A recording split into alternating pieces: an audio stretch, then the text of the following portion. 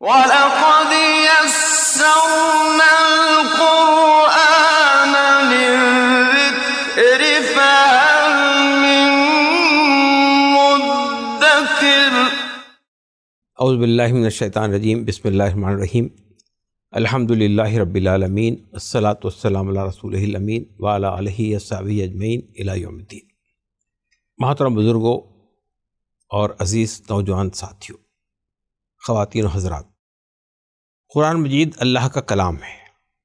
یہ پوری انسانیت کی ہدایت کے لیے اترا ہے۔ یہ قیامت تک کے انسانوں کے لیے کتاب ہدایت ہے۔ ہم میں سے ہر شخص کے لیے ضروری ہے کہ وہ قرآن مجید سے اپنے تعلق کو جوڑے۔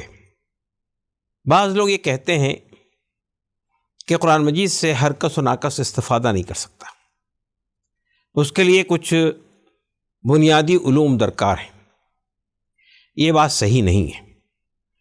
قرآن مجید پوری انسانیت کے لیے اترا ہے، چاہے انسان کم پڑھا لکھا ہو یا بہت زیادہ پڑھا لکھا ہو۔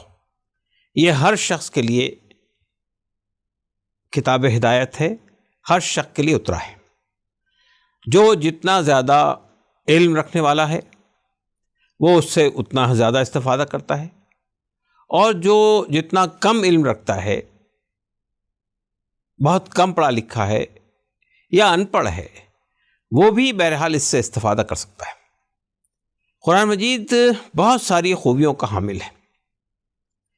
قرآن مجید کتاب سائنس ہے۔ اگر آپ دیکھیں قرآن مجید کو تو اس میں ایسے ایسے سائنسی نکتے بیان کیے گئے کہ جس کا 1400 سال پہلے کوئی تصور نہیں تھا، لیکن قرآن مجید نے یہ دعویٰ نہیں کیا کہ وہ کتاب سائنس ہے۔ پھر اگر آپ قرآن مجید کو اٹھا کر دیکھیں تو آپ کو لگے گا کہ یہ کتاب فلسفہ ہے۔ فلسفے کے ایسے باریک بنیادی نکتے بیان کیے گئے ہیں کہ آپ اشش کر کے رہ جائیں گے، لیکن بہرحال قرآن مجید نے یہ دعویٰ نہیں کیا کہ وہ کتاب فلسفہ ہے۔ پھر آپ دیکھیں تو قرآن مجید کو ایسا لگے کہ کتاب تاریخ ہے۔ یہ حضرت آدم علیہ السلام سے لے کر نبی کریم صلی اللہ علیہ وسلم کی پوری تاریخ بتاتی ہے۔ تاریخ پر بہت آتھنٹک کتاب ہے۔ تاریخ کے بارے میں عام طور پہ جتنی کتابیں تاریخ کی لکھی گئی ہیں وہ کتابیں بادشاہوں کے گرد گھومتی ہیں، شخصیات کے گرد گھومتی ہیں۔ قرآن مجید نے تاریخ کا جو طریقہ اختیار کیا ہے وہ قرآن مجید کی تاریخ جو ہے قوموں کے گرد گھومتی ہے۔ قوم عاد کی تاریخ، قوم نوح کی تاریخ، قوم سمود کی تاریخ، قوم ابراہیم کی تاریخ، قوم بنی اسرائیل کی تاریخ۔ تو یہ بتاتا ہے کہ قومیں عروج پر کیسے آئیں اور پھر کیسے زوال پذیر ہوئی۔ تو آپ دیکھیں گے تو حضرت آدم علیہ السلام سے لے کر نبی کریم صلی اللہ علیہ وسلم تک کے جتنے انبیاء گزرے ہیں ان کے پوری زمانے کی پوری آتھنٹک تاریخ اگر کہیں ملے گی تو یہ قرآن مجید کے اندر آپ کو ملے گی۔ قرآن مجید کائنات کے بارے میں، زمین و آسمان کے بارے میں بہت ساری باتیں ہمارے سامنے بیان کرتا ہے، لیکن بہرحال قرآن مجید نے کبھی یہ دعویٰ نہیں کیا کہ وہ کتاب تاریخ ہے۔ پھر ایک اور بات یہ ہے کہ اگر آپ قرآن مجید کو دیکھیں گے تو ایسا لگتا ہے کہ کتاب قانون ہے۔ طلاق کا طریقہ، نکاح کے طریقے، معاملات کیسے ہو سکتے ہیں دو افراد کے درمیان، دو قوموں کے درمیان، پھر وراثت کیسے تقسیم کی جاتی ہے۔ تو ایسی بہت ساری قوانین، بہت ساری پیچیدہ باتیں جو ہیں ہمیں قوانین کے تناظر میں قرآن مجید میں دیکھنے کو ملتی ہیں، لیکن قرآن مجید نے بہرحال یہ دعویٰ کبھی نہیں کیا کہ یہ کتاب قانون ہے۔ پھر اگر آپ قرآن مجید کو دیکھیں گے تو قرآن مجید سے ایک اور بات ہم کو نظر آتی ہے کہ قرآن مجید کتاب تربیت ہے۔ ایک شخص اگر اپنے آپ کو قرآن سے وابستہ کر لے تو اس کی شخصیت کے اندر نکھار آتا ہے، اس کے کمزور پہلو ختم ہوتے ہیں، اس کی شخصیت میں ارتقاء ہوتا ہے، اس کے اندر بہت ساری اوصاف، بہت ساری اخلاقیات اس میں آتے جاتے ہیں، اور بہت ساری ایسے منکرات اور بہت سارے ایسے گناہ اور بہت ساری ایسی چیزیں سزا ہوتی ہیں، ان سب کو چھاٹ دیتا ہے، اس کا تزکیہ کرتا ہے۔ قرآن مجید سے بہتر تزکیہ کوئی اور کتاب کے ذریعے سے نہیں ہو سکتا انسان کا۔ لیکن بہرحال قرآن مجید نے یہ دعویٰ نہیں کیا کہ وہ کتاب تربیت ہے۔ ہاں، قرآن مجید نے ایک دعویٰ ضرور کیا ہے، اور وہ دعویٰ ہے کہ یہ کتاب ہدایت ہے۔ قرآن مجید کہتا ہے الحمدللہ رب العالمین الرحمن الرحیم مالک یوم الدین۔ یہ تو پہلی صورت ہے۔ اس کے بعد سورہ بقرہ کی ابتدا اس طرح سے ہوتی ہے کہ جس میں یہ کہا گیا کہ ذالک الکتاب، یہ کتاب ہے جس میں کوئی شک نہیں ہے، ہدایت ہے متقین کے لیے، جو تقوی اختیار کریں، جو اللہ سے ڈریں، جو اللہ کا تقوی اختیار کریں، ان کے لیے کہ یہ کتاب ہدایت ہے۔ اور پھر اس کے بعد اس میں تفصیلات بیان کی گئی ہیں کس اعتبار سے یہ کتاب ہدایت ہے۔ اسی طرح سے آگے ہم دیکھتے ہیں تو ایک جگہ یہ کہا گیا کہ ھدی للناس وبینات من الھدی والفرقان، کہ یہ ہدایت ہے تمام انسانوں کے لیے اور حق و باطل کے درمیان ایک کسوٹی ہے۔ تو یہ جو دعویٰ ہے قرآن مجید کا کہ یہ متقین کے لیے، اور ایک جگہ کہا گیا کہ ان تمام انسانوں کے لیے کتاب ہدایت ہے۔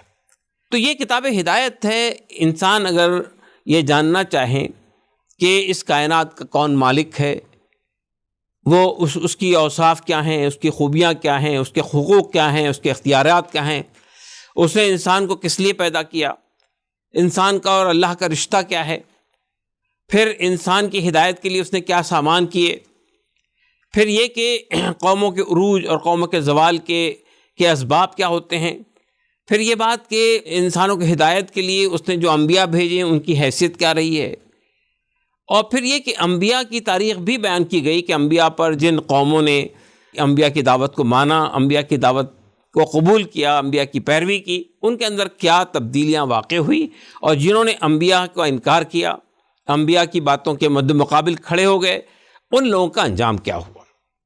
تو قرآن مجید جو ہے وہ کتاب ہدایت ہے۔ ایک شخص کو، وہ ایک بالکل ایسا شخص جو جانتا نہیں ہے، نہ اس کائنات کے رب کو جانتا ہے، نہ اپنے رب کو پہچانتا ہے، نہ وہ کائنات میں اپنے مقصد حیات سے واقف ہے، تو قرآن مجید اس کی انگلی پکڑ کر اس کو لے کے چلتا ہے اور اس کو ایک ایک منزل سے گزارتا ہے کہ اللہ سے اس کا تعلق کیسا ہونا چاہیے، اللہ کے اوصاف کیا ہیں، اس کے حقوق کیا ہیں، اس کے اختیارات کیا ہیں، اس کے اندر کیا تبدیلیاں واقع ہونی چاہیے۔ تو یہ قرآن مجید کا یہ دعوت جو ہے یہ کتاب ہدایت ہے۔ اس کتاب ہدایت سے فائدہ، یعنی یہ تو کتاب ہدایت تمام انسانوں کے لیے ہے، لیکن اس سے فائدہ وہ لوگ اٹھاتے ہیں جو اللہ سے ڈر کر زندگی گزارتے ہیں، جو پرہیزگار لوگ ہیں۔ تو پرہیزگاری اور خدا کا خوف، اس سے ہدایت حاصل کرنے کے لیے شرط اول ہے۔ یہ اگر ہم، یعنی ظاہر ہے کہ یہ ہدایت تو ہر انسان کو مل جاتی ہے کہ اگر قرآن مجید کو اگر پڑھنا چاہے، قرآن مجید میں غور کرنا چاہے، تو اس کو یہ ہدایت تو مل جاتی ہے کہ وہ کون ہے، دنیا میں کس لیے آیا ہے، اور دنیا کے پیدا کرنے والے نے اسے کس لیے پیدا کیا ہے، اور اس دنیا کے خاتمے کے بعد یعنی ایک وقت ایسا آئے گا کہ پوری انسانیت کو کھڑا کیا جائے گا، ابتدائے آفرینش سے لے کر قیامت تک کے جتنے لوگ آئے ہیں ان سب کو کھڑا کیا جائے گا، اور پھر انہیں اپنی اس زندگی کا، جو زندگی انہوں نے دنیا میں گزاری ہے، اس کا حساب دینا پڑے گا۔ یہ باتیں تو ہر آدمی اس سے حاصل کر لیتا ہے، ہاں سمجھ لیتا ہے، اسے حق و باطل کی تمیز ہو جاتی ہے، لیکن جو لوگ تقوی اور پرہیزگاری کی روش اختیار کرتے ہیں ان کے اندر ہدایت کے اور دروازے کھلتے ہیں۔ محترم بزرگوں اور بھائیوں، اگر ہم قرآن مجید سے استفادہ کرنا چاہتے ہیں، اگر ہم چاہتے ہیں کہ قرآن مجید ہماری زندگی، قرآن مجید سے ہمارا ایک لائیو کانٹیکٹ ہو جائے، ایک ایسا رشتہ بن جائے جس کے ذریعے سے ہم اپنی زندگی کو روشن کر سکیں، اپنی زندگی سے آلائشوں کو دور کر سکیں، ہم خدا سے قربت حاصل کر سکیں، ہمارا تزکیہ ہو سکے، اور ہم اس دنیا سے جب جائیں تو اللہ کے نیکوکار بندوں میں شامل ہو سکیں، اور ہمارا انجام جو ہے وہ بہتر ہو اور جنت ہمارے حصے میں آئے۔ تو قرآن مجید سے استفادہ کرنے کے لیے پہلی بات تو میں یہ کہنا چاہتا ہوں کہ اگر ہم عربی زبان سیکھ لیں، یا عربی زبان میں اتنی دسترت حاصل کر لیں کہ ہم قرآن مجید کا ترجمہ سمجھ سکیں، قرآن مجید کا خود ترجمہ کر سکیں، تو یہ سب سے بہتر چیز ہے۔ اور آج ایسے بہت سارے سینٹر پورے ملک میں اور پوری دنیا میں چل رہے ہیں جس میں کم وقت کے اندر قرآن مجید کو سمجھنے کے لیے، عربی زبان کو سمجھنے کے لیے ایسی کلاسز چلائی جاتی ہیں جس سے گزر کر ہم قرآن مجید سے خود استفادہ، براہ راست استفادہ کرنے کی پوزیشن میں آ سکتے ہیں۔ لیکن اس کے علاوہ آپ دیکھیے دنیا کی تقریباً ہر بڑی زبان میں، اور خود ہمارے ملک کے تمام بڑی زبانوں میں قرآن کے تراجم ہو چکے ہیں۔ ہم کسی بھی ترجمے سے جس سے ہم مانوس ہیں، جس کو ہم بہتر سمجھتے ہیں، اردو زبان میں یا انگریزی اور ہندی زبان میں یا علاقائی زبانوں میں، جو ترجمہ بھی ہمیں دستیاب ہو، اس ترجمے کو ہم لیں اور اس پہ غور و فکر کریں۔ دیکھیے قرآن مجید کو اگر آپ اٹھائیں گے، آپ دیکھیں گے قرآن مجید کی پہلی سورت ہے سورہ فاتحہ۔ آپ اس کو اٹھائیے، کتنے الفاظ ایسے آپ کو ملیں گے جو اردو میں اور عربی میں کامن ہیں، مشترک ہے۔ مثال کے طور پہ کہا گیا بسم اللہ الرحمن الرحیم الحمد للہ رب العالمین۔ حمد عربی میں بھی ہے، حمد اردو میں بھی ہے، رب اردو میں بھی کہا جاتا ہے اور رب عربی میں بھی ہے۔ عالم جانتے ہیں ہم اردو میں بھی ہوتا ہے اور عربی میں بھی عالم موجود ہے۔ اسی طرح سے رحمان رحیم کہ اللہ رحمان ہے، الرحمن الرحیم۔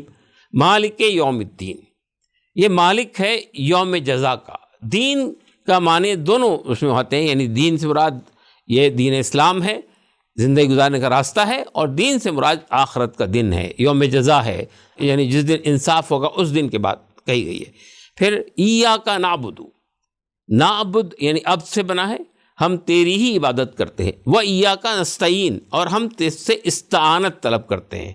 استعانت طلب کرنا، مدد طلب کرنا، یہ بھی عربی میں استعانت کا لفظ ہے اور اردو میں بھی استعانت کا لفظ آتا ہے۔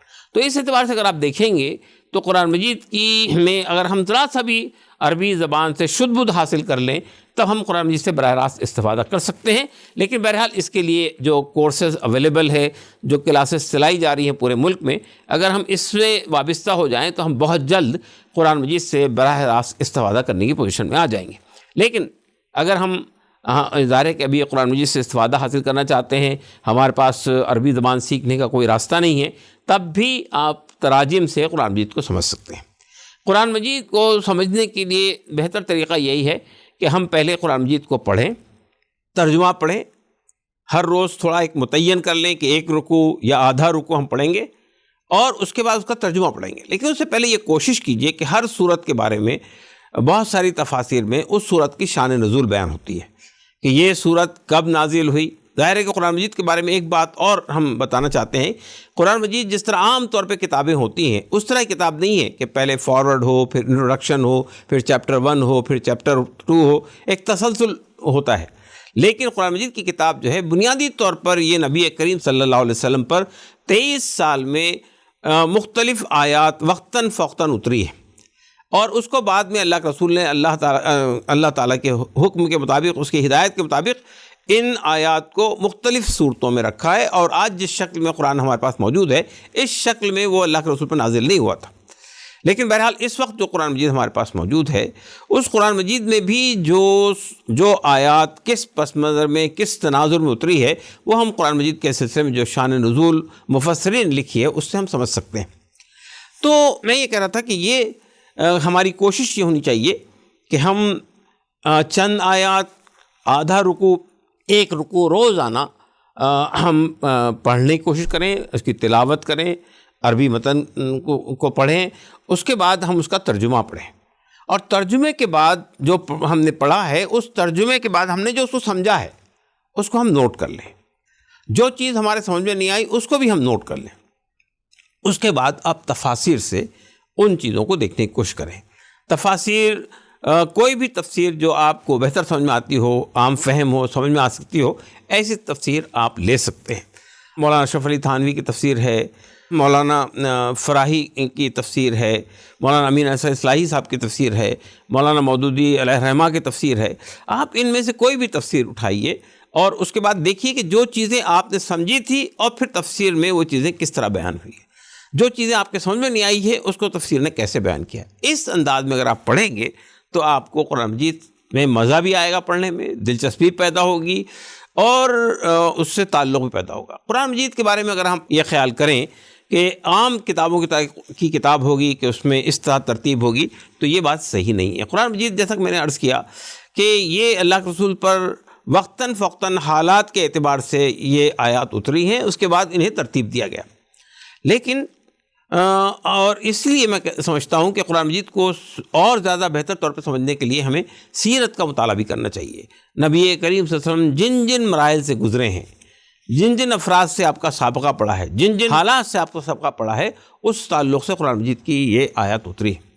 اگر ہم اس طرح سے قرآن مجید کو پڑھیں گے تو نہ صرف آپ کی دلچسپی میں اضافہ ہوگا، نہ صرف آپ قرآن مجید کو سمجھنے کے لیے ایک کشش، ایک اٹریکشن آپ کو اندر پیدا ہوگا، دلچسپی بڑھے گی، اور پھر ایسا لگے کہ آپ کا قرآن سے تعلق مضبوط سے مضبوط تر ہوتا چلا جائے گا۔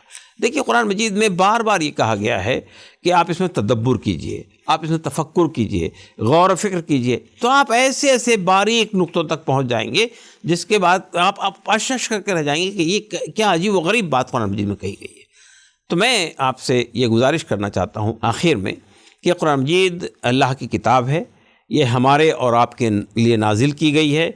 اگر ہم دنیا جہاں کی کتابیں پڑھتے ہیں، ہمیں سب چیز پڑھتے ہیں، لیکن ہم نے آج تک یہ کوشش نہیں کی، یا کی تو بہت کم کوشش کی، کہ قرآن مجید جو اللہ تعالیٰ نے ہمارے لیے بھیجا ہے، ہماری ہدایت کے لیے بھیجا ہے، انسان کے لیے بھیجا ہے، قرآن کا موضوع جو ہے وہ انسان ہے، انسان کے لیے بھیجا ہے، ہمارے لیے بھیجا ہے، اس کتاب سے اگر ہم استفادہ نہ کر سکیں، اس کو ہم پڑھ کے سمجھ نہ سکیں، اس کو نہ پڑھیں نہ اس کو سمجھیں، تو اس سے بڑی محرومی اور اس سے بڑی ایک ناکامی اور کوئی نہیں ہو سکتی ہے۔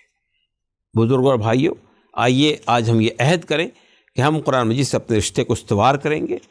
قرآن مجید ہم یہ سمجھنے کی کوشش کریں کہ ہمارا رب، ہمارا مالک، ہمارا پیدا کرنے والا ہم سے کیا چاہتا ہے، ہمیں کس بات کی ہدایت کر رہا ہے، ہمیں کس چیزوں کو اختیار کرنے اور کس چیزوں سے بچنے کی تلقین کر رہا ہے۔ تو آپ دیکھیں گے کہ یہ تعلق اگر آپ کا جڑ گیا قرآن مجید سے، آپ کی زندگی میں، ہماری زندگی میں ایک غیر معمولی تبدیلی آئے گی، ہماری زندگی گزارنے کا ایک مقصد ہمیں حاصل ہو جائے گا، اور زندگی کے اندر ایک عجیب لطف آئے گا قرآن مجید سے تعلق جڑنے کے بعد۔